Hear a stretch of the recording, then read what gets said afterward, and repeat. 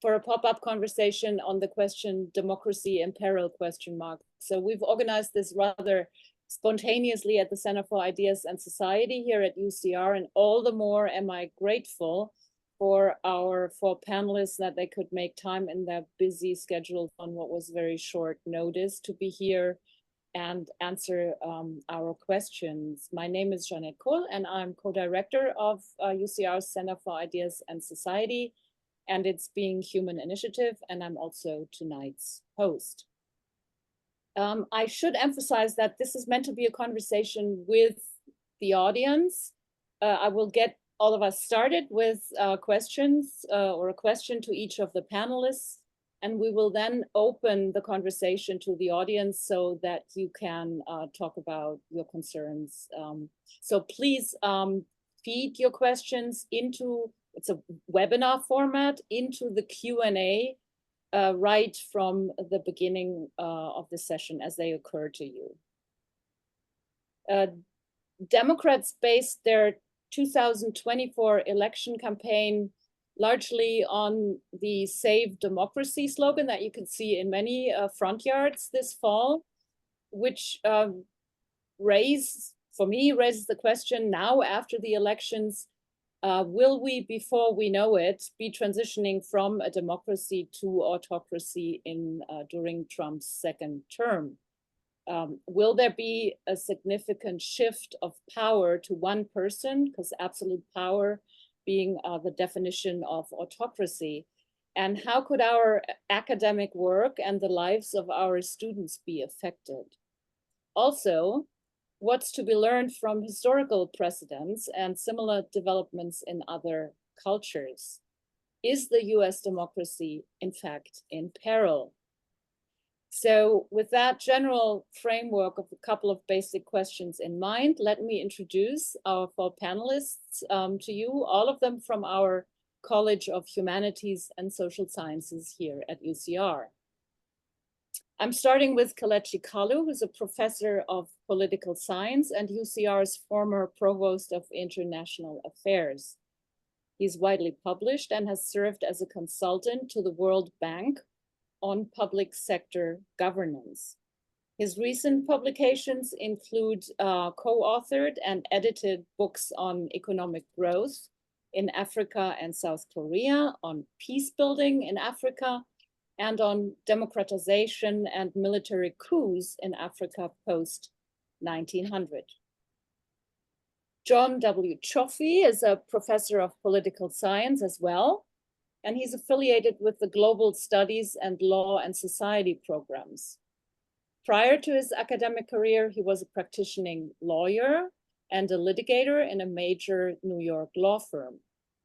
He has published widely on the comparative political economy of law and is involved in several research projects on US politics and the institutional theory of conflicts of interest as sources of political economic power, institutional change, and legitimacy crises in contemporary capitalism. Michele Salzman is Distinguished Professor of History. Her research focuses on religious and social history of late antiquity. She's a classicist.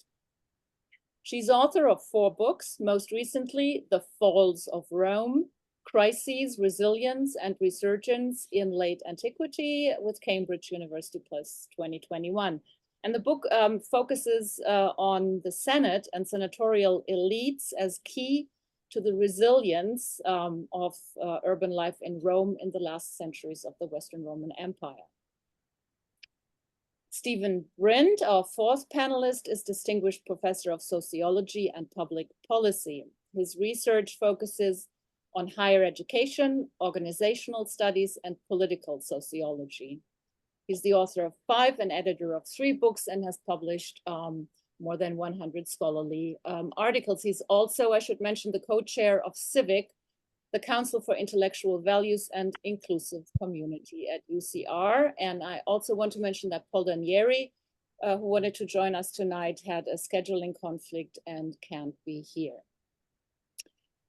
So I want to get us started, as I said, with a couple of basic questions about the elections, election night, and the possible consequences for the next 4 years. And I want to start with Kelechi Kalu. So Kelechi, I'm going back 8 years, and I remember very vividly that we met, I think it was a couple of days after Trump's election to president, 2016. And I also remember all the disbelief and worry that was palpable everywhere then. And I brought some of these worries to you, and we discussed the fear that Trump might actively dismantle democracy during his 4 years. And I also remember that you very passionately objected and said that the US democracy, the Constitution, the institutions were much stronger than one person, and that it would be very difficult to achieve such a goal if that was in fact his goal. So since then, we've witnessed the events of January 6, 2021, and we have, after another 4 days, a second term with Trump in the office, this time backed by popular vote and with a considerable margin of 86 votes from the Electoral College. There is a common agreement that the second, or seems to be a common agreement that the second Trump administration will be decisively different from the very chaotic first one. So my question is, what's your stance today? Is the democracy still strong enough to remain and survive Trump for a second time now that he seems better prepared and appoints, all those hardcore loyalists to the top positions? How do you think about this today? Thank you, Professor Cole, and thank you, my esteemed colleagues and our participants. I think we probably, at least from my point of view, I should start from William Shakespeare's Macbeth. Things without all remedy should be without regard. What is done is done. The election is over. The question now is how the country moves forward. Trump's first term, I was convinced he was going to be unable to dismantle American political institutions. The reason being the Constitution and the checks and balances that the founding fathers wrapped around American political system. His second coming, though, is going to be different, and he has already demonstrated, along with what is going on across the world, like in places like Hungary, that the idea of liberal democracy, we need to think about it a little bit closely. Democracy will remain intact. The idea of potential free and fair election, that will remain intact. But the constraining capacity of the institutions to make sure that leaders or the government does not exceed its power, that's what is going to be under challenge. So to the extent that the checks and balances that comes from the separation of powers is weakened, to the extent that the media's role in holding government accountable is weakened, to that extent, I am not quite sure that the democracy or the political system is not in peril. But we don't know that yet. I am confident, though, unlike many people, I'm not too afraid. There is another check that will make it difficult for a single person within a 4-year to dismantle the country. And that is the decentralization of power, the federal system of governance in this country, where the state and the local government can essentially push back on what the federal government tries to do. The major thing we have to look to understand the extent that damage can be done is whether or not the Senate and the House permits the new administration to reintroduce, I think it's called the Schedule F, when he was leaving office, whereby the 1884 Pendleton Act that codified merit-based process for civil servants, if that is dismantled and you now have political appointees with loyalty to one individual, to that extent, we are in trouble. But if Schedule 5 is not brought back, and there is still merit-based system in the civil service, there is one thing I understand a little bit about Washingtonians, those civil servants. They will hunker down and wait for 4 years. But if the system allows for them to be removed and be brought in on the basis of loyalty, then we are in trouble. Thank you. Okay, that sounds slightly different from what I heard 8 years ago. The trouble part was not so much, you know, on your in part of your explanations back then, but I see the point, and I find it. I don't want to talk too much about this. You know, I said before, I became a U.S. citizen 7 years ago, so I'm probably the least qualified person really to talk about this. But what strikes me is this massive armoring with cronies and complete loyalists around him, which create a buffer zone. And I'm wondering if he gets, and to what extent he gets away with it and gets, you know, gets those people into those positions. 8 years ago, you had the Senate under Democratic control. Right. Now you have the Senate, the House, and the Supreme Court in ideological sync. Yeah. However, there is still a sliver of hope. I mean, his pick for the Attorney General just withdrew. And that's because of intense pressure from the press. So will the press continue to do their job, or will they also be captured? So. Right, and there's another check. That's right. I was going to ask a very similar question to John.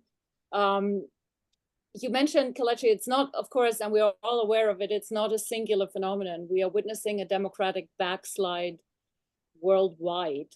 Global trend, Trump probably its most prominent phase. Many of the autocrats we see, for example, in Poland and in Hungary, were democratically elected. And as you said before, now we have the House, the Senate, the Supreme Court, the presidency, all in the hands of the Republicans. John, can you talk a little more about where you see the greatest threats to democratic politics and the rule of law? Where might attempts at dismantling institutions begin? Where might they end? What are the limits?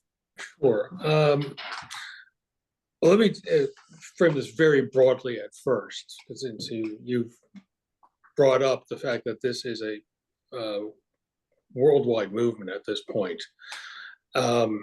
And it strikes me that this is the unraveling of the neoliberal order, and fostered by an increasingly intense dissatisfaction with it. Even as much of that order remains intact and intransigent, which you can see very clearly in the Democratic Party in the United States. So if you can't alter the fundamental institutional arrangements and terms of policy with respect to economic issues and economic security, well, then people get mobilized on other valences of identity. And that's precisely what we're seeing, though that does not entail the irrelevance of these economic factors, which the election returns also indicate. But you have these rural-urban splits, mobilization over kind of values issues, identity issues, and in many cases, a tendency to kind of abide by charismatic leadership rather than kind of traditional patterns of authority or bureaucratic legal kinds of concerns, which is kind of politics as normal. So we have entered into an age where it's politics as abnormal. And the United States, unfortunately, is just another one of those cases. It just happens to be the most powerful one in the world. So the stakes here are much, much greater. Now, having framed it broadly in those terms, we have to look at it kind of broadly in historical terms as well. This didn't come out of nowhere. You do not get a Donald Trump as a major party candidate, let alone a victorious one twice, unless you have a rather profoundly unhealthy political system. You just don't get these kinds of movements, and you don't get these kinds of leaders. Particularly since, I mean, Trump is a charismatic leader, but he's not a particularly good one. He's not electrifying, though his fans, are tightly bound to him. He's also exceptionally incurious and frankly ignorant intellectually, and he's kind of lazy. He doesn't like governing, and that's actually the one sliver of hope we have. To create a real autocracy takes a lot of work and a lot of talent in managing and assembling the institutional machinery of oppression.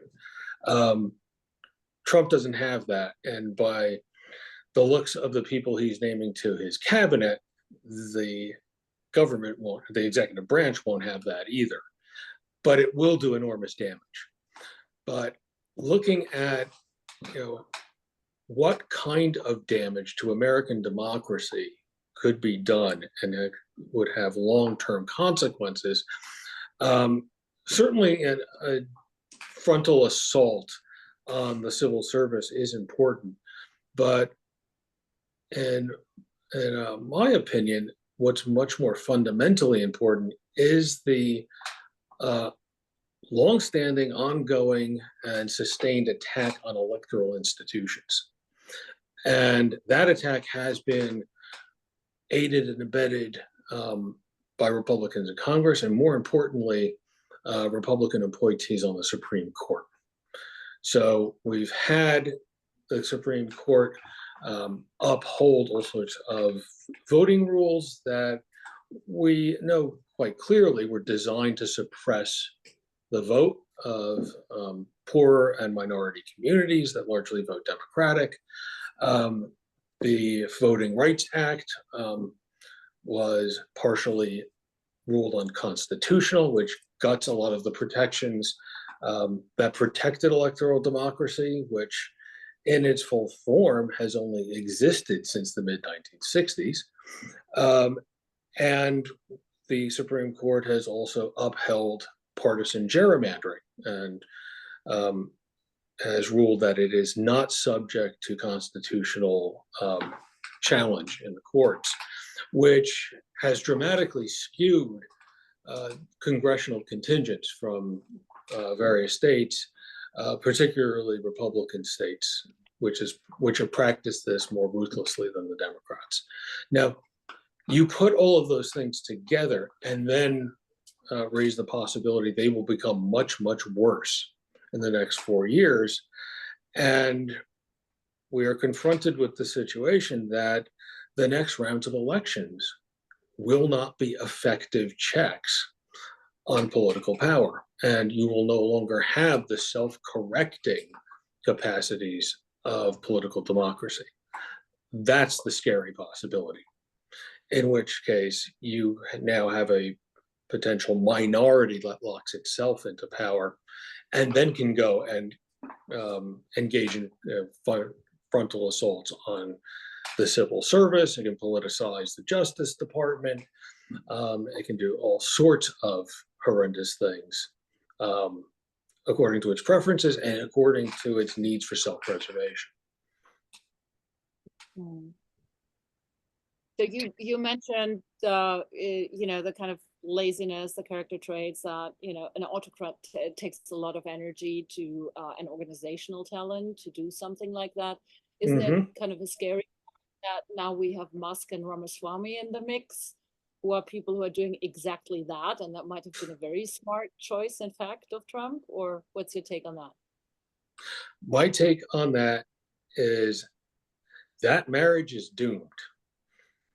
The White House is too small for two megalomaniacs, let alone three. And one of them isn't leaving. I would like to kind of add a little bit to my prior answer on both ends of the historical arc we found ourselves in. When I said that this has been going on for a long time, in some respects, this is going back all the way to 1968 and Richard Nixon.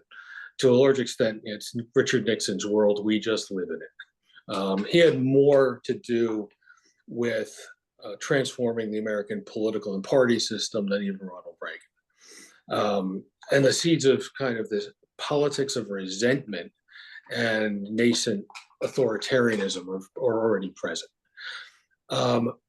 Updating somewhat on the kind of constitutional decay, I trace this at least as far back as Bush versus Gore, when you have a clearly partisan Supreme Court, not even truly engaged in judicial decision making.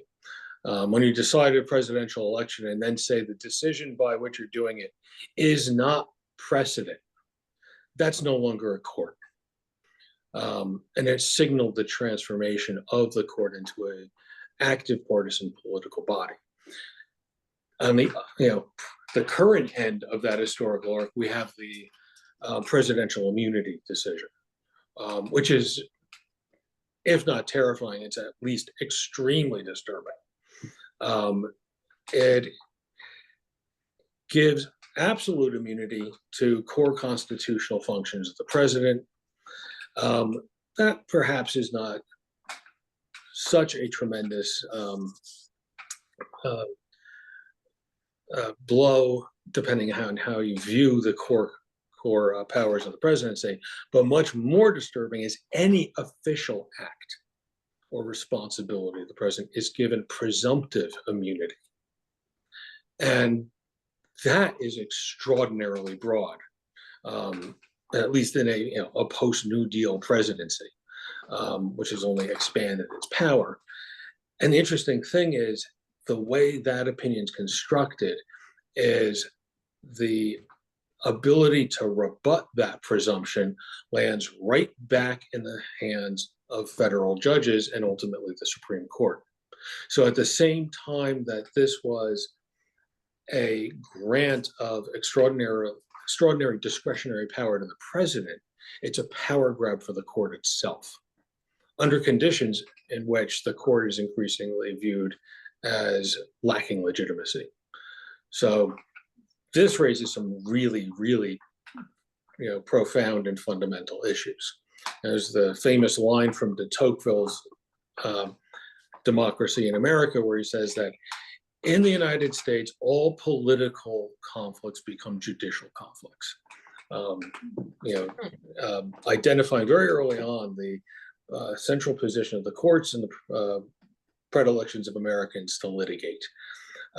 There's a corollary to that I teach or taught my constitutional law students, which is every fundamental and major political crisis in the United States becomes a constitutional crisis, largely because of the role of the courts. We're already there. Thank you. Thank you, John. I want to, we've opened up questions of a more global democratic backsliding. I want to open it further up to a look into history and get Michele involved, who recently wrote a book that made a big splash, The Falls of Rome, Crisis, Resilience, and Resurgence in Late Antiquity. And I remember seeing an exhibition in Europe on the fall, in singular, of the Roman Empire that coincided with the publication of the book, which in a very convincing way, laid out the problems that a hyper-complex antique society was dealing with. And those problems were problems of immigration, of inflation, of corruption, of political fatigue, an uncontrollably large sphere of influence, pandemics. So it sounded like all of the ingredients that we have, that we see here today. So I want to ask Michele, how strong are those historical political parallels with the recent developments in the US? And you know, through all your research, what do you think is to be learned from formerly successful political societies in the Western world? I mean, that developed strategies of resilience in those moments of crises, which were not punctual moments, they were longer developments. So can you talk a little bit from the perspective of a historian to the problem? Thank you, Gina, and thank you for inviting me and colleagues for talking, because I was saying earlier that the Romans didn't have a democracy as we think of it. So when thinking about the empire falling in a panel on perils to democracy, it might look a little strange, but I'm happy to think. I mean, it's the question ever since before Edward Gibbon even, but he made it most famous in, you know, The Decline and Fall of Rome. How does a great complex society like that of the later Roman Empire disappear? How do we fall into peril and no longer function? And one of the things that I was looking at were, you know, some of these questions. You know, there are these all these external factors like military invasions, immigration, that is, invasions of non-Romans, barbarians, that people have always turned to. And in my research, it became clear to me that, you know, there was that this complex, just like America, a complex empire, a complex modern state, it takes a very long time to unravel. And your comments, John and Kelechi, make me really think that that's also the case. What's really struck me about the historical parallels are the times when a new system is being put into place and how you get people to buy into the new system. So, for example, when the Emperor Constantine was victorious over his opposition and took over the city of Rome, and he adopted a new religion, Christianity, and really changed the governments, the mechanics of governments. And I will not go into them all here, but how do you get buy-in to this new system? And one of the perils of the Trump second term, seems to me, is that he's been able to get increasing amounts of people to buy into his ideas and into this new system. How did Constantine do that? Well, he worked really well with the institutions, pre-existing institutions. And in particular, in my work, I focus on the Senate, which is the longest lasting Roman institution, lasted for over 1,500 years. And of course, it changed greatly over the course of those 1,500 years, but the Romans prided themselves on this institution as a way of identifying and remaining somewhat in opposition to this new form of government, at the same time as they worked with the emperor. And so there was a kind of compromise that worked for both sides. So that led to, you know, an ability of the Romans to maintain many of the core institutions, even as the system changed, even as the empire changed and faced these crises of military invasions, pandemics, these external crises.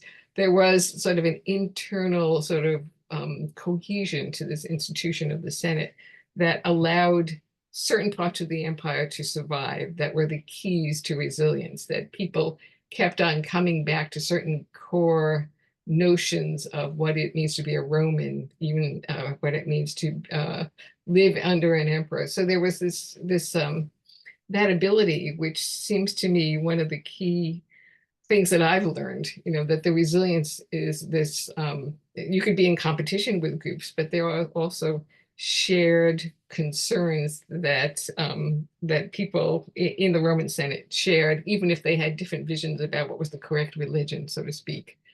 And so you ask about sort of parallels. What I'm concerned about is that those shared values seem to be not so much present, in some of the institutions that we have turned to as Americans, like the Senate. The Senate could be a counterbalance, and it was in the first Trump election, presidency, a counterbalance to what the changes that he's putting into place. And so that's in the Roman situation, the Senate in Rome, the Senate in Constantinople were foci for alternative positions, for resistance, for resilience. People poured their resources, social, economic, and political, into the Senate as a means of defining another way of being, working with an emperors over the time, some of whom were willing to work with them and some of whom were not.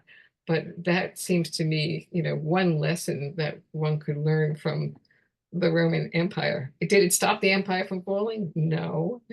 But it did make it take the fall, took a long time, 300 years or so. And many of the values of the Roman Senate lived on to influence Germanic barbarian successor kingdoms, as I could tell you at greater length, but that's not the point. So there is a value to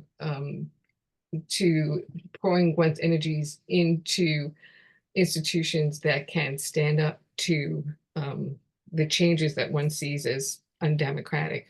And even if it doesn't stop the fall of the Roman Empire, it does allow for certain of its ideas to live on for future generations, centuries.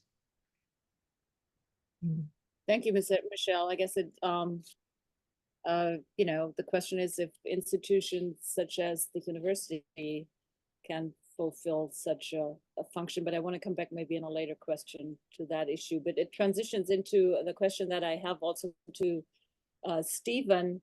Can you tell us a bit about the possible implications of a second Trump presidency for higher education, also in terms of punitive actions, budget cuts, interferences that might become palpable? So how might the next 4 years look like working and teaching at a public university? I just had a meeting with NEH officers today. How does that look?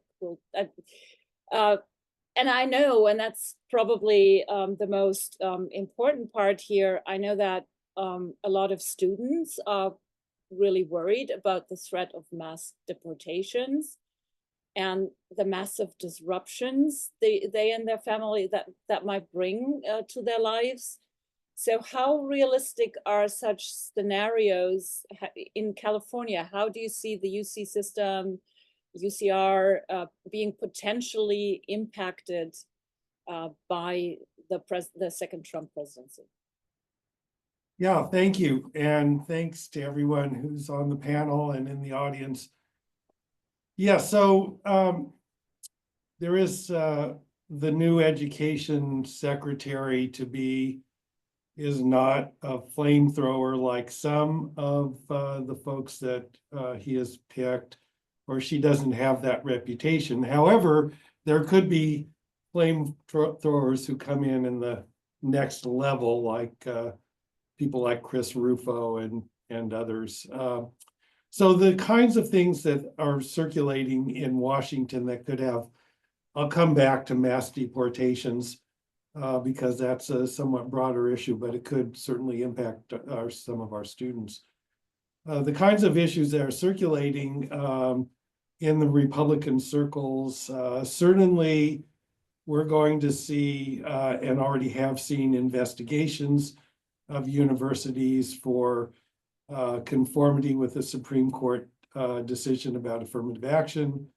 We're going to see investigations of universities for Title VI of the Civil Rights Act violations, not protecting students, and especially, I think, Jewish students have been most prominent group recently in as far as Republicans are concerned. We're going to see the potential of withdrawal of financial aid and or research funding from universities that are found to be at fault. The federal government has a huge lever over universities. They provide last year $111 billion in financial aid and $54 billion in research funding. So the withdrawal of either one of those from a university is crippling, and it probably would just take one instance for others or two for other universities to fall in line and be completely compliant. We're also seeing a lot of talk about changing in accreditation. And there are different ideas among Republicans about what to do with so every university has to be accredited or reaccredited every 5 years. And there are certain standards that they have to meet. Different Republicans have different ideas about accreditation, and it's going to be a heavy lift, I believe, because I think it requires Congress to revise the Higher Education Act of '65 to do that. But it's possible with a Republican Congress, perhaps, to do it. So Ron DeSantis says we aren't going to have DEI in Florida anymore under new accreditation standards. Virginia Fox, who is the head of the House Education and Workforce Committee, has wanted to make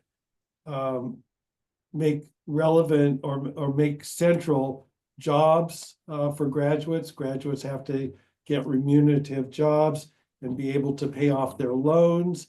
And if they fall below a certain level on either of those, there could be consequences. So, that's not so good for humanities disciplines in particular, and some other disciplines where the remuneration is not as high necessarily. That could lead to cutbacks if that is introduced. Trump has wanted to also put in requirements for classical liberal arts and the American tradition, which that is a concept that is controversial. Democrats have one view of the American tradition and Republicans have a different view. So anyway, there's a lot out there that could ramify in universities. Universities are also, they do have problems right now. I mean, only 36% of Americans say that they have a great deal of confidence in universities. And I think the figure was 2/3 think that they're going in the wrong direction.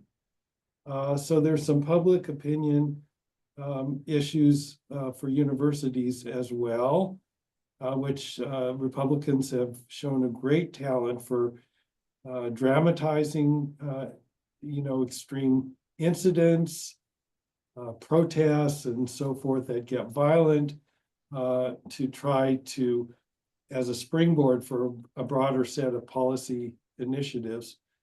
So yes, there are all kinds of things that can happen. And I should mention also that in the first Trump administration, he did try to cut NEH, and many Republican administrations have tried to do that, also NEA, not successful. He tried to cut the science agencies' funding, also not successful. I don't think that will be successful in the second administration if it's tried again, because at least with respect to science funding, there are a lot of Republicans who favor science and technology and innovation and so forth, and it's unlikely to get much traction. But he has tried that in the past, and one imagines he could try it again.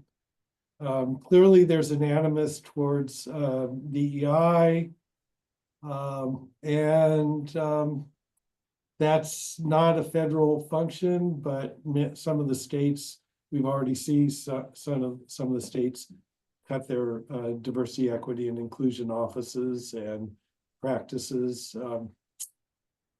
So Kelechi mentioned federalism, and that's likely to, also be an important factor in the second Trump administration. We've already seen the blue states and the red states separating in higher education policy quite a bit, and I presume that will continue in the second Trump administration.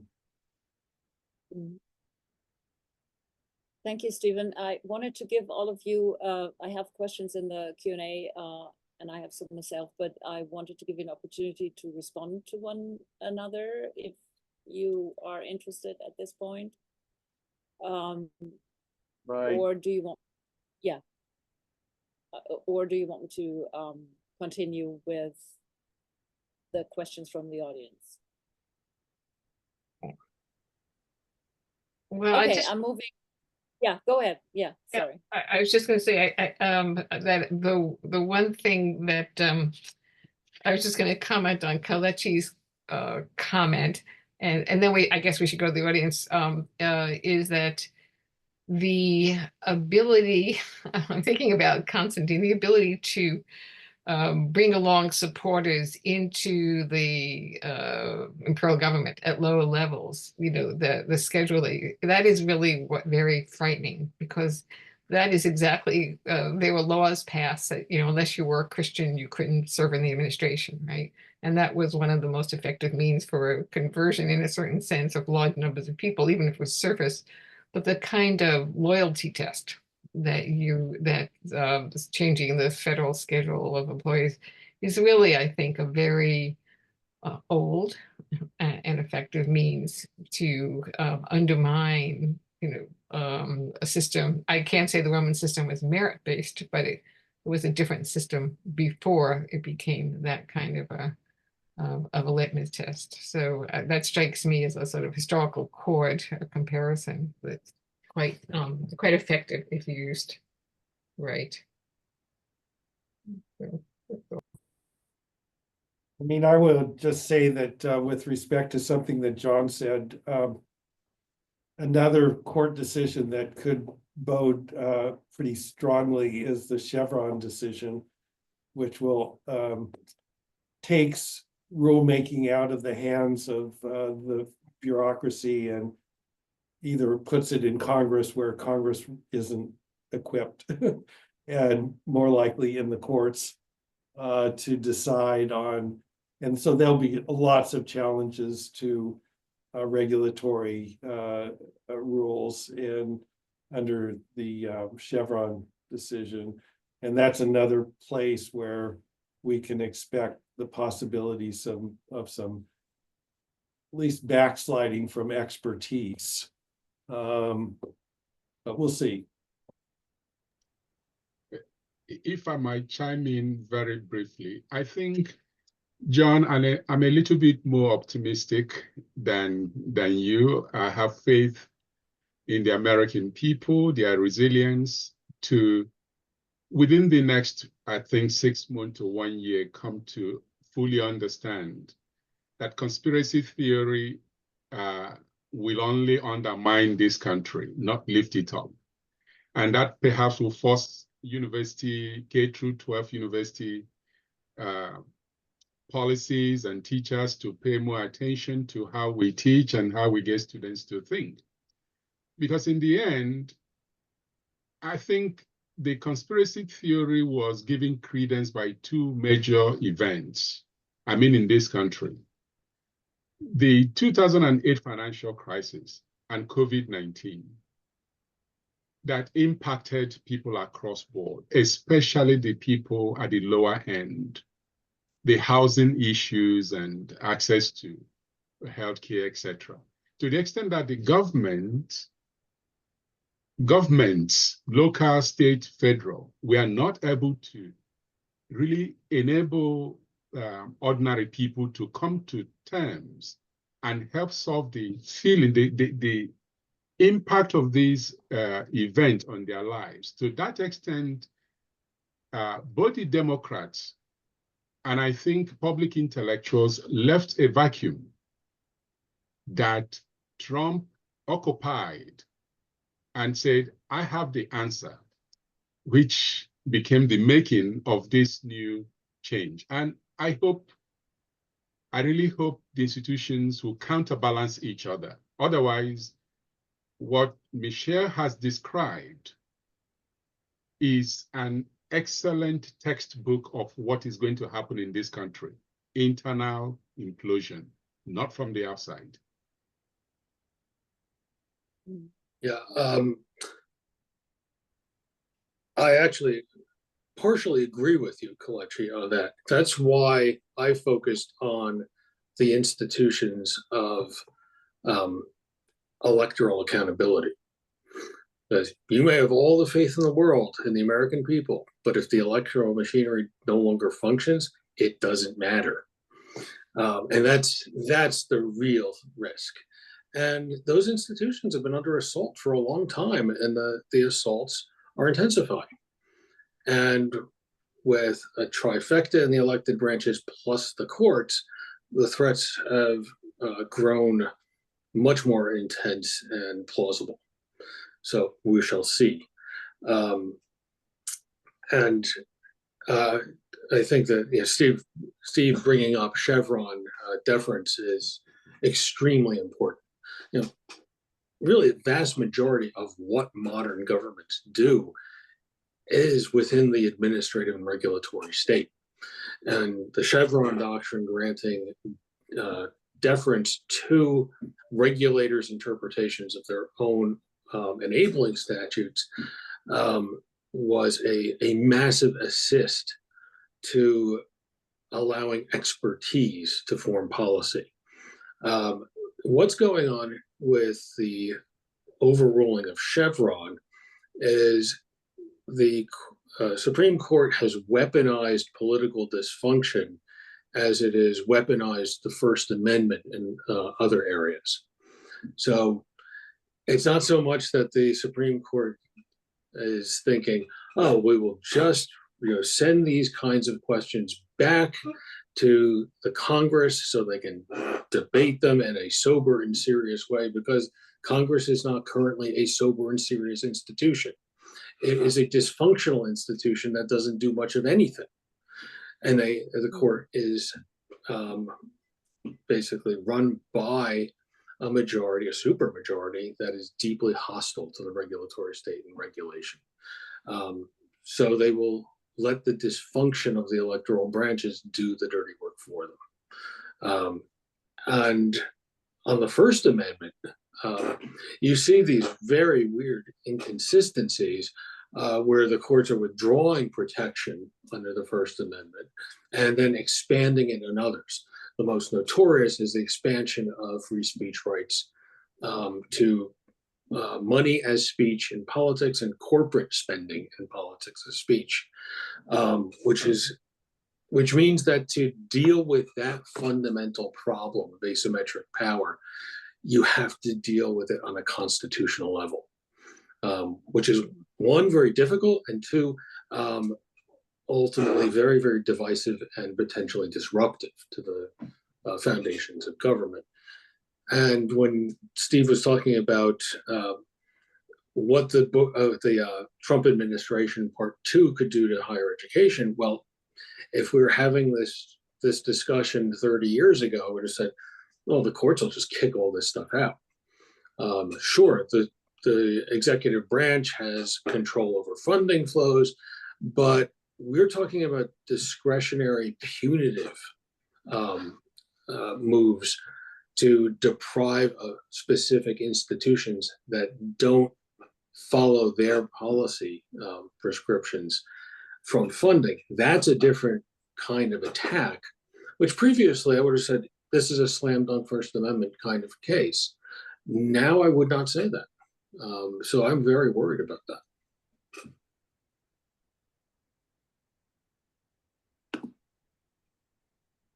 I do have several questions that all bring us back to the ground in the university. I want to ask the question as they came in. The first one is the Department of Education, which is slated to be closed, is where Pell Grants come from. No doubt many UCR students are dependent on these, more so than many other leading universities. Is there any sense these could survive if the Department of Education is gone? So, yes, they'll survive in all likelihood, and they'll be administered by, people say, the Department of Treasury.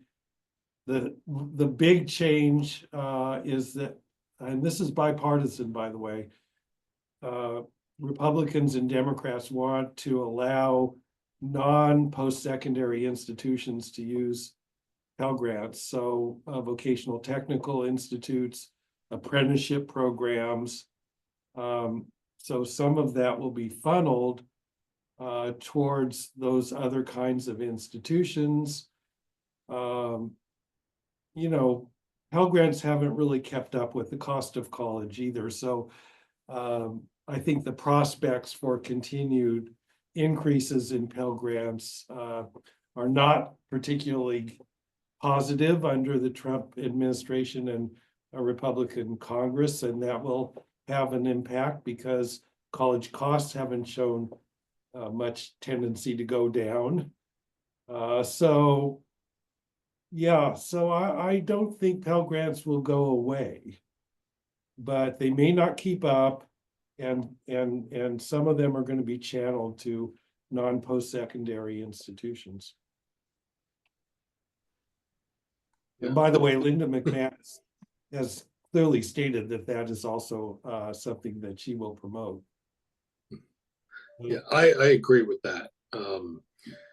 And I would add to the rationale for that conclusion, what happened in this election, which was quite astonishing in some ways, on the Republican side, where the greatest shifts among voters were among those who earn less than $50,000 a year. And that crossed racial and ethnic lines, unlike in 2016, which means you have very large constituencies that want that funding stream to remain intact, even if the Department of Education is abolished. So in an odd way, the politics around a lot of these policies have shifted in unexpected ways. And I don't think even Trump's people expected it. And I think they're recalibrating what they will do and want to do.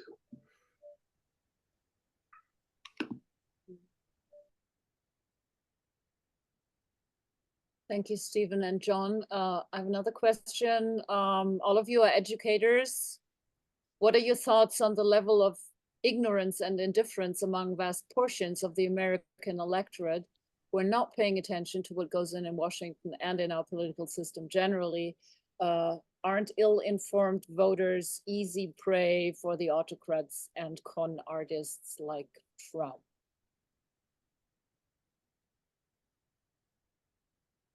Steve, take a bite at that. So my gut feeling about this is that there have always been ill-informed voters. Probably voters are better informed now in some ways than they were in the past. So we live in a democracy. Not everybody who votes is following the ins and outs of policy at all. And yet they're making some kind of judgment between the candidates and which candidate seems to them to be more favorable to things that they would like to see. And many people honestly have been suffering under inflation. And that was a big issue in this election. And so I don't, they didn't see that inflation was going down, but they felt that over the last 4 years, they had trouble making ends meet. And so, yes, I think that there's some misogyny out there, and I think there's some ignorance out there, and that, you know, that plays a factor, but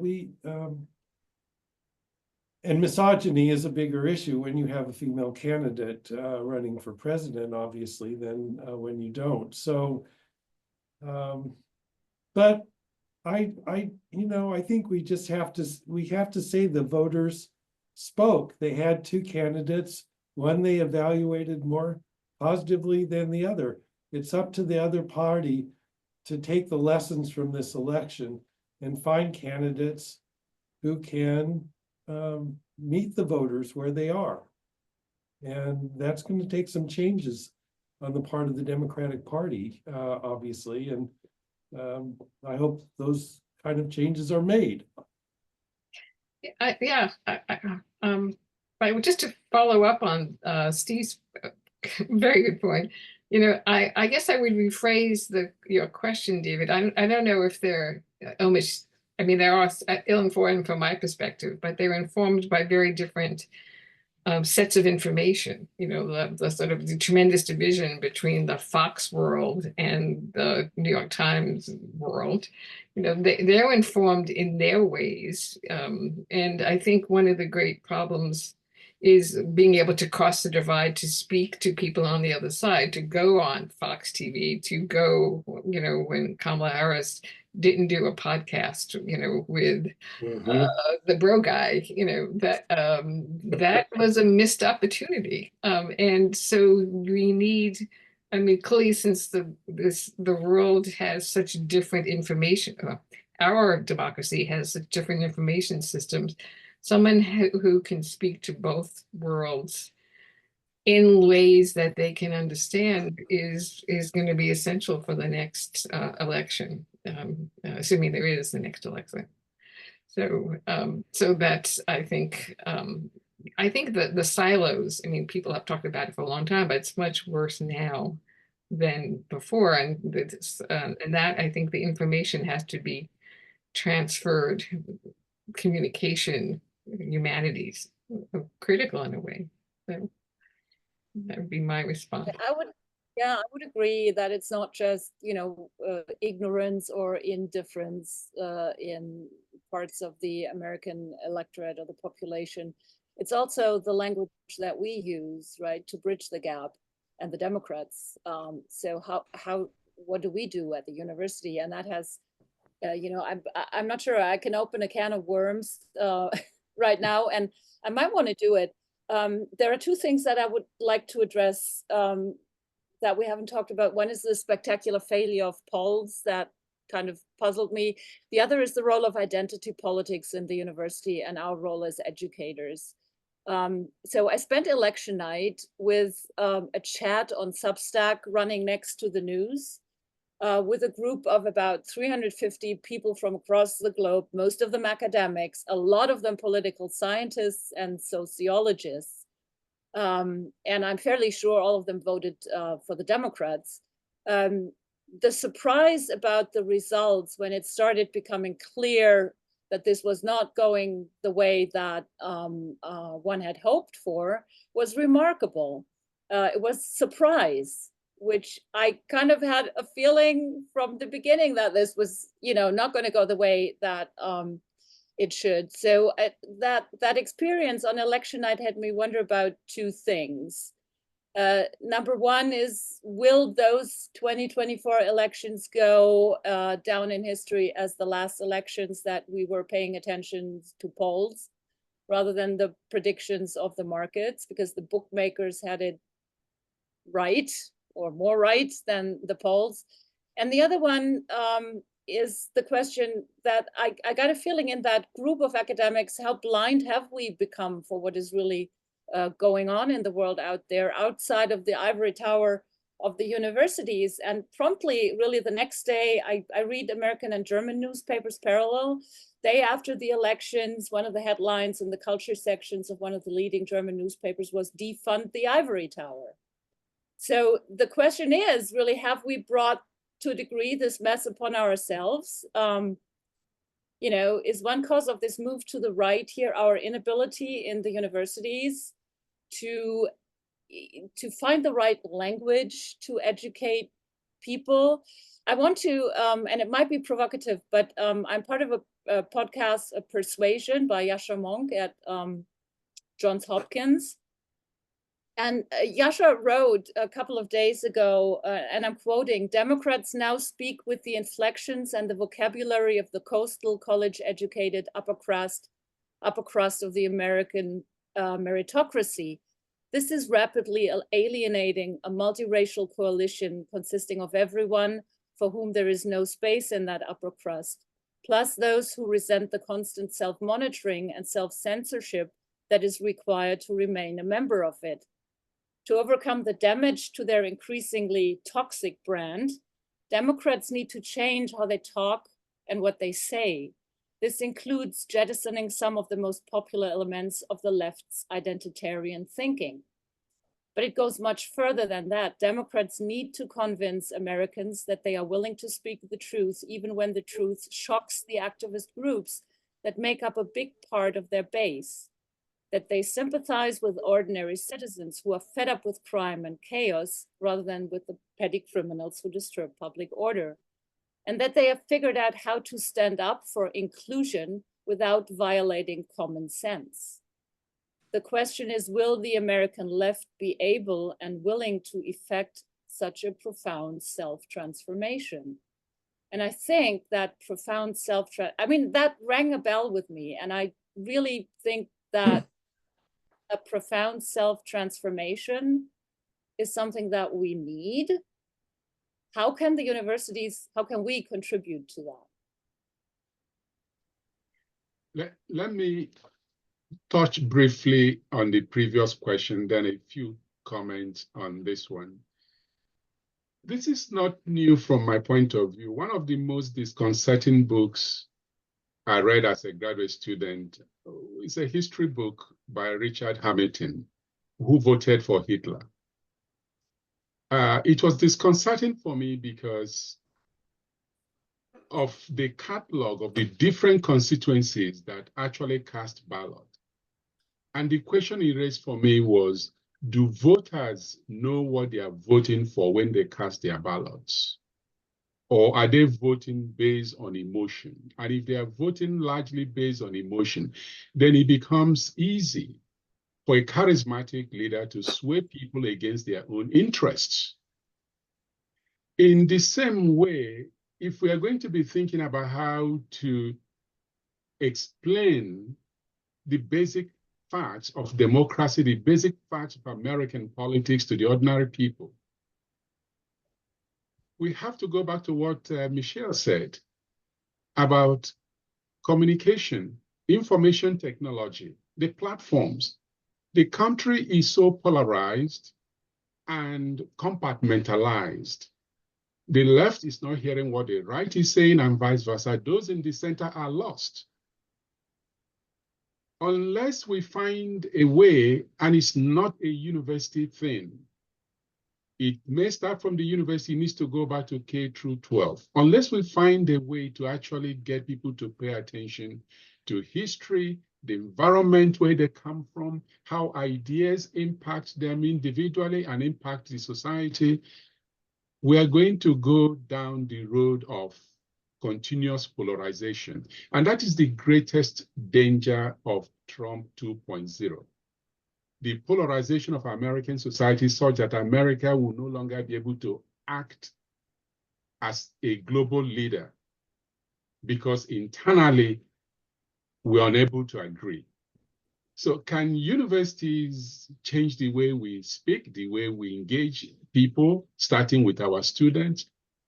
There might be some things to be said about that. I'm not an expert in that field, but I think there are ways we can honestly ensure that truth, however defined, is at the center. Facts are not contradicted. Conspiracy are not part of our curriculum and the ways in which public intellectuals engage the constituency that we serve. So we have to go back to the idea of critical thinking so you can dissect the information and make sense of it. That is not anti-liberalism. That is not anti-anything. It is simple education. As people in Michele's field, Latin will say educare. we need to lead people out of ignorance into useful frame of thought. I would say the quote you read elevates the importance of the university far in excess of reality. The MAGA movement and Republicans more generally are beating on the university and academic culture because it's easy and weak. And let's face it, frequently we set ourselves up for our ritualistic beatings. But I think there is a need for a profound reflection and transformation, but that's in the Democratic Party. The real issue is that the Democratic Party is increasingly viewed by an increasingly large number of voters as the party of educated professionals, with some considerable alliances with big tech, big pharma, and big finance. Not a good look to middle America. So Steve is quite correct saying that inflation was a big deal in this election. Inflation's always a big deal in elections because it's an immediate diminution of real income. And you can say, but the fundamentals of the American economy are great. They're better than anywhere else in the developed world, which is true. However, even if incomes are now outpacing inflation, that doesn't mean that real incomes have come back to where they were before the inflation. And this is on top of over 50 years of income stagnation for a vast majority of the population. So they're not assuming that they're going to make it all the way back. And that's not an irrational position. So yes, Americans are woefully uninformed on a whole range of topics. Some of them they really need to be informed about and understand. And in other respects, the world has gotten a lot more complex. The state has become much more complex. And understanding how it works, what its inputs, processes, and outputs are, it becomes ever more difficult. But people do have a sense of how they're doing, whether the party represents their interests on either side. And those interests can be defined in very different ways. One of the most surprising things about this election is the Republicans, as usual, ran it on their own form of identity politics and grievance politics, and ended up almost in spite of themselves, creating a cross-racial, cross-ethnic, cross-regional working class coalition, which is actually astonishingly rare in American political history. It's also an indictment of the Democratic Party. I was not shocked at the result. I was a bit shocked at the magnitude of the swing. But as this campaign progressed, I started getting the sinking feeling that we're seeing Hillary Clinton Part 2. She's running to the right of Joe Biden. She's iced out the progressive wing of the party, which represents tens of millions of votes. And we ended up with a massive turnout deficit on the Democratic side. And Trump and the Republicans basically held steady on theirs. That's enough to win. Biden knew Bernie Sanders. Bernie Sanders knew and respected Biden. They cut a deal on policy and personnel, and lo and behold, they won. The great misfortune is kind of a bigger version of the inflation story, which is the payoff from these big policies that Biden pushed, which were extraordinary policy and legislative successes. Those benefits are in the longer term. And if you're suffering from economic pain in the short and immediate terms, well, that's not going to cut it. And so this election was a very hard lift. It was a lousy Senate map. You've got a sitting president of the same party with very low approval ratings. That's hard to get over. But the party did itself no favors by basically throwing at least a third of its electorate under the bus. That's no way to go forward. They can't go forward that way. So the author I was thinking of, Kelechi, was Robert Michele's and the Iron Law of Oligarchy. So for those of you who don't know, Michele's writes a very famous analysis of the German Social Democratic Party in the early 20th century and how it kind of transforms from a very activist, grassroots, and quasi-revolutionary movement into a very staid establishment parliamentary party. And he does an analysis of the internal dynamics of the party where it's hierarchical, and those who occupy the top spots in the hierarchy restructure the party to maintain their positions. And my great worry is that the Democratic Party, controlled almost entirely by centrist or perhaps more accurately corporate Democrats, would rather lose elections than lose their positions. And if that's the case, which it may well be, we're in trouble. So maybe I could address the question also, Jeanette. And I was tempted until very recently to agree with something that John said, that we've elevated too much the role of universities and academic culture and some of the things that may be problematic about academic culture, and I still believe that to a large degree. I mean, as you mentioned at the beginning, there was an anti-incumbent mood throughout the West. Their inflation was a big issue in this election, and Michele mentioned the different media and the Democrats not reaching out to media that they probably should have. Misogyny plays a role. There's a lot of things that went into this. Maybe even Trump going fight, fight, fight after he got hit by the bullet rallied some people. Who knows? But I did see something recently that made me think more along the lines of Yascha Mounk.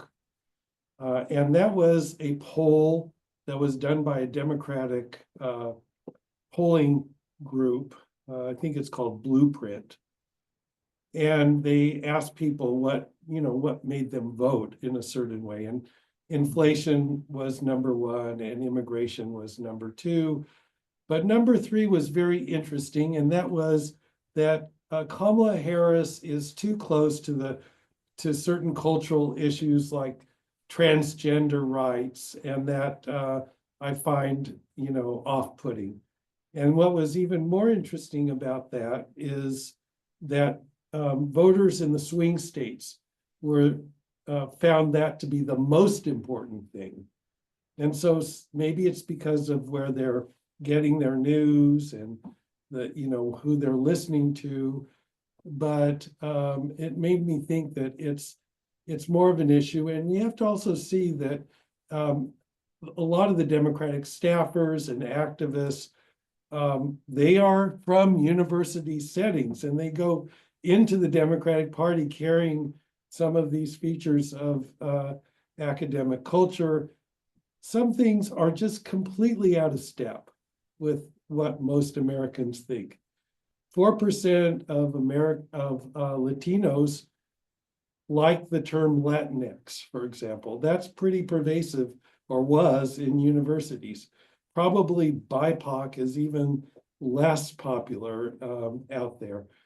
James Carville said, "Defund the police" were the three stupidest words that he has ever heard politicians say.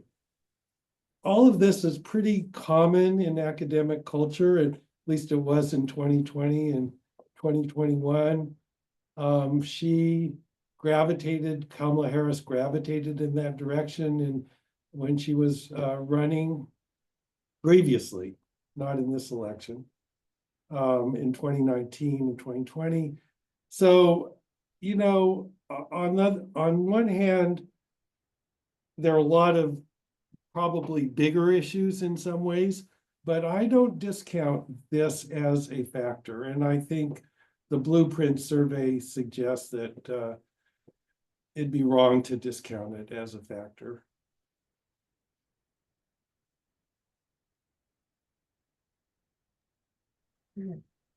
Well, I also wanted just to respond to this, that, I think there were structural issues, but, this was something that, as Klein noted, in the swing states, the margins of error were not that great, so it makes one think that things could have gone the other way, that we are academics looking for trends naturally, but maybe there were things that she could have done differently that would have made a difference to those, especially following on Steve's comment about attitudes towards transgender in swing states. So, and it sort of speaks to the question I see in the chat about whether the Democratic Party can reform itself enough. And that's what comes back to my ideas about resilience. Can you marshal your resources, of which the Democratic Party has huge amounts of money, but can they use it in a way that can rebuild themselves to win elections again, to win presidential elections again? I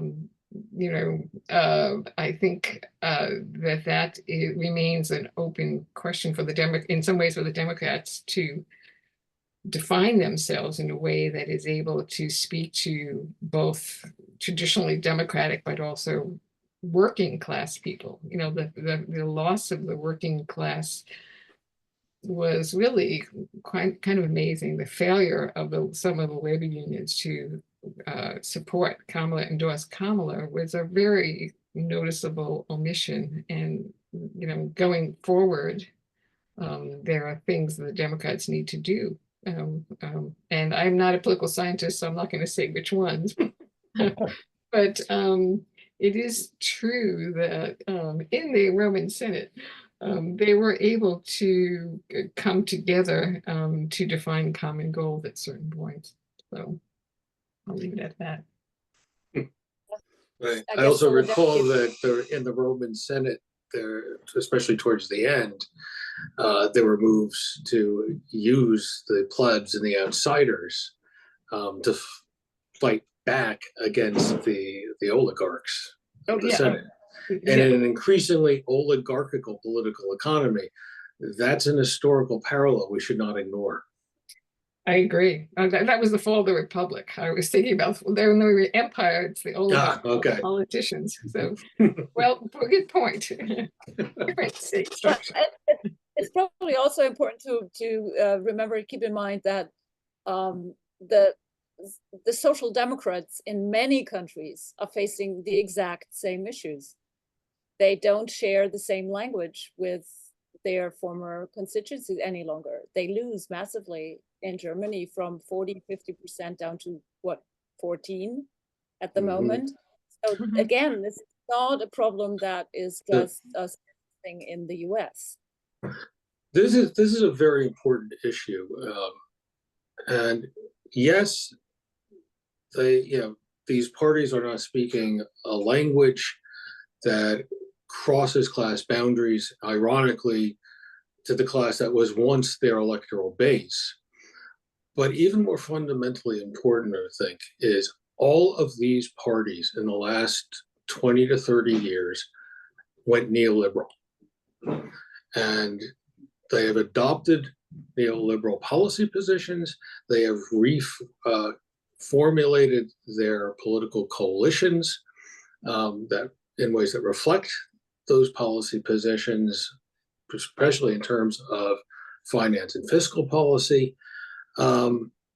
And to a large extent, they have abandoned the working class in favor of trying to increase their vote margins among professionals in the middle class.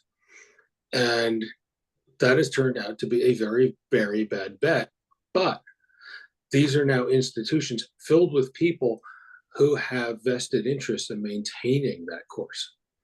And I've been telling my students for many years, the most consequential fight in American politics is not the one between the Democrats and the Republicans. It's the one that's going on inside the Democratic Party. We know where the Republicans are going. You know, that trajectory is clear. The resolution of the conflict inside the Democratic Party is not clear. But the fact that it's not clear is not a cheerful sign, shall I say. Right. So in other countries, there are third and fourth parties that Correct. gain. And So, the question that we have from the audience, Catherine Wells, is what does the panel think about the possibility of a third party emerging in the US? Is the Democratic Party likely to reform itself deeply enough to win the elections? Again, I mean, these are technically two questions, but I've always been wondering about the two-party system, which seems an unhealthy. It's just set up for polarization into two separate belief systems. It's inherent to that idea of a two-party system, and it's problematic in a hyper-complex world. Yep. To have those two monolithic parties sitting there. How can they move? Are they able to move the right well, direction? but here's the thing. That's a consequence of the electoral system and winner-take-all districts, let alone the presidency.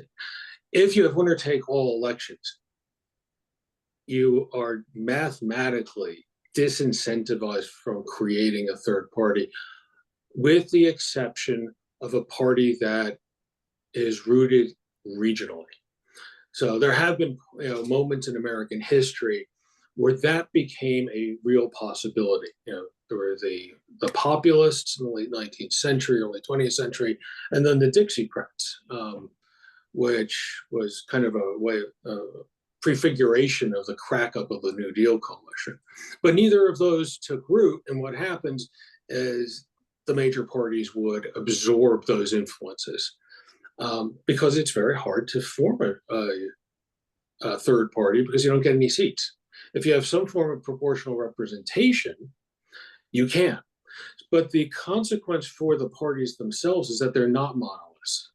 They are generally big catch-all parties that are ideologically incoherent.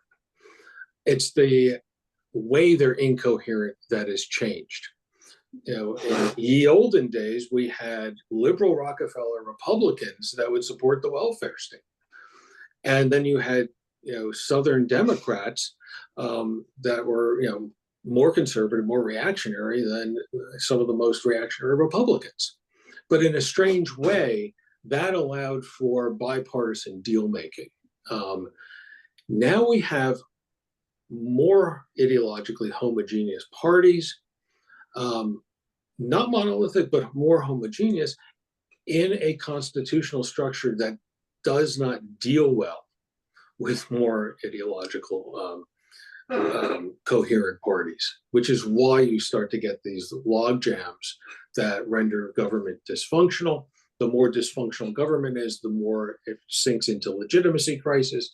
The more we sink into the legitimacy crisis, the more we get these crazy polarized politics and rinse and repeat until we're in our present circumstances.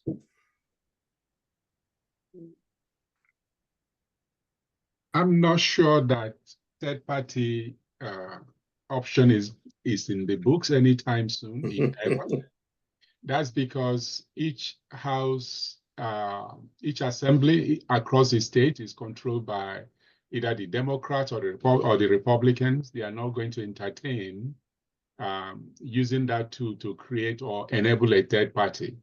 The closest we've come to success was Ross Perot. With all his billions, he couldn't change the system effectively. So what can be done? very, very simple, modest proposal. If any democratic operative is listening.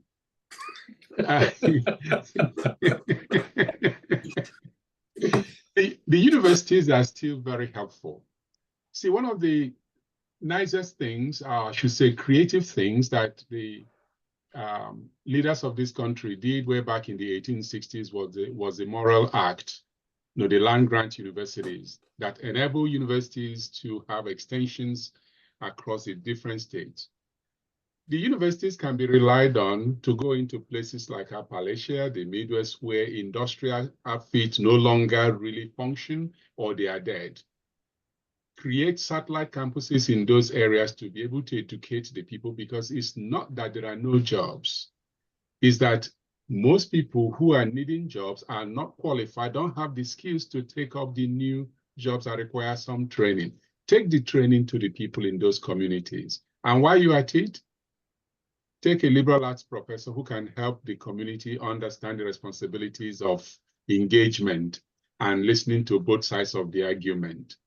If they don't do that, we will continue to have a situation where working class people would elect Ivy League educated individuals who claim to speak for the working class people to lead the country, elect billionaires who claim to be for the ordinary people to lead the country, because that's what just happened.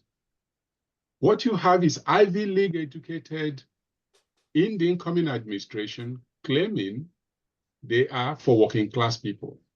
That's because voters don't always know what they are voting for.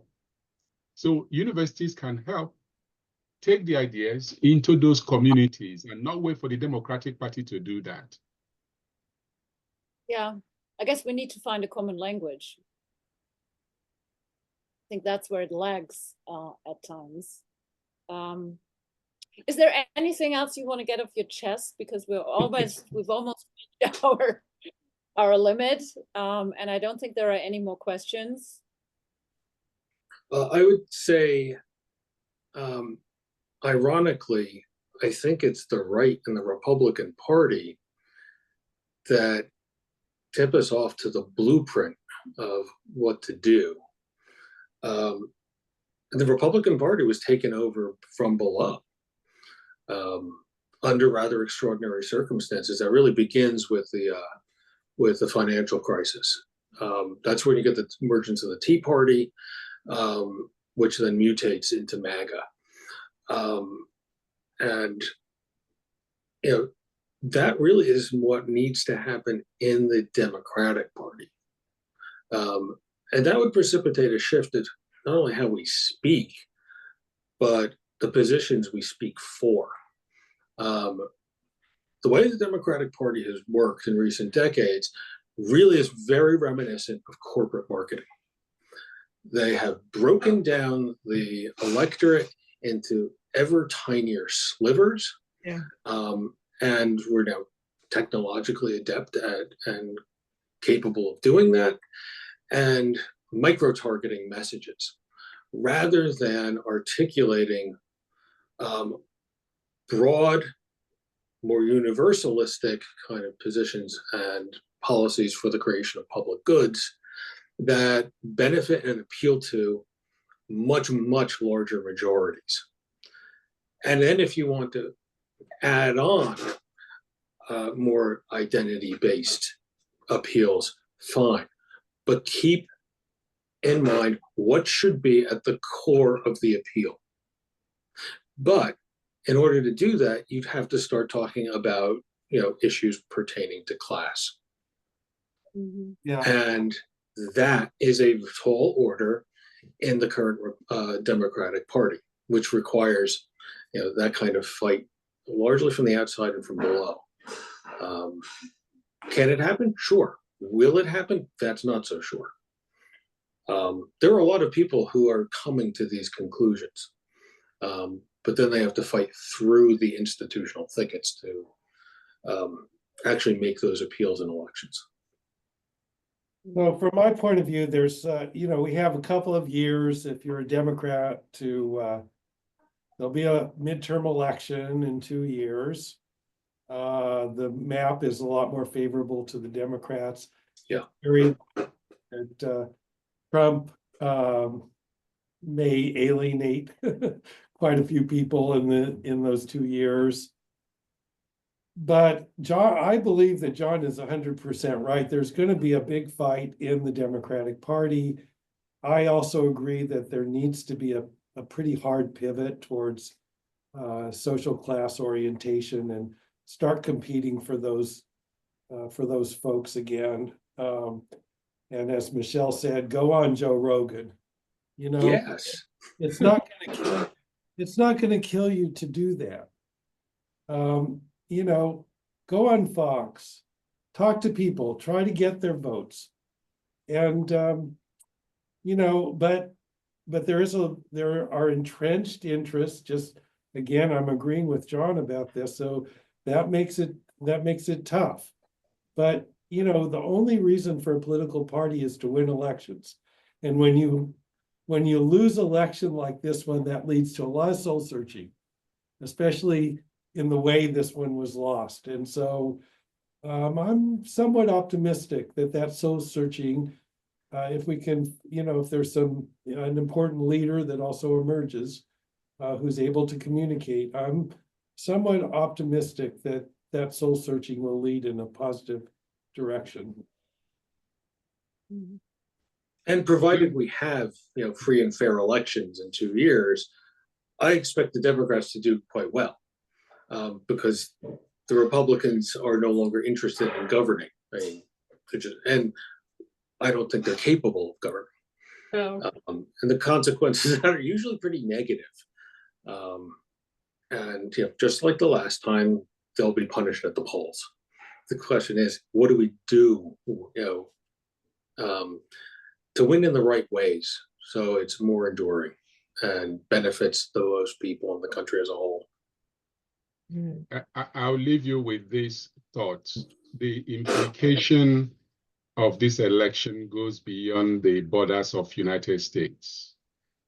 Trump 2.0 is going to empower regional hegemons to really assert themselves, because if his agenda is fully implemented and you focus more internally, and given the polarization internally, is going to yield the space out there for China to lead. For example, in the South China Sea, there will be no disturbance in that area. Across African countries, they welcome Trump's election, largely because they see him as one of them, in a really negative way for democracy and democratic accountability. The effect in South America is going to be one in which cartels, increased cartel violence and strife will intensify in the region. In where I come from, the continent of Africa, if drill baby drill becomes part of the policy, it will significantly lower the price of crude petroleum, and those countries that depend on crude petroleum for their revenue are going to suffer tremendously. But the more devastating impact is going to be on the absence of leadership on human rights across board. So it is truly a consequential election, not just here in the US, but outside of the US. And I would say just that I take your point, Kelechi, and I think you're right. It's very it's a sad day for many of America's allies and for human rights. I also think that even if the Democratic Party is able to internally resurrect or a coalition with the working class, the damage done to the government, the changes to the government are really what concern me. The federal government, the agencies, the firing, that mid-level expertise is really fundamental to the government being able to function both here and abroad. And that's one of the things I'm most afraid of happening even within a short 2 years. Mhm. So that you know, I have a friend who works for the Department of what is it? The GAO. They look at the budgets and they're supposed to be impersonal. And the head of that department is chosen for a 15-year term. And that person's going to be chosen within the next 2 years and live on for 15 years. So the damage even of Trump 2.0 has long-lasting repercussions that make me very worried about the impact, the perils to democracy. To end on that note. General Accounting Office, GAO, General Accounting Office. Right. I wanted to thank you all. We've come to the end of our conversation today for for me, very interesting dialogues amongst you. There are many other things. I mean, I was thinking of hypercomplexity as one of the key issues that we're dealing with, and the cries for the strong man across the globe have to do with things that go wrong on a fundamentally structural level in our hypercomplex societies. The feelings of being overwhelmed, the feelings of not having control, the feelings of being powerless. So I think there is more to talk about, and I'd love to continue this type of conversations with you, with others. And I hope that the audience will join us again. I wanted to thank all of you, Kelechi, Michele, Steve, John, for making time in your busy schedules. And thank you very much. And I hope to see you on campus. Well, thank you. Thank you. Thanks. Happy holidays. Happy Happy holidays. Holidays. Yeah. All right. Bye-bye. Bye all. Thank you, Gina.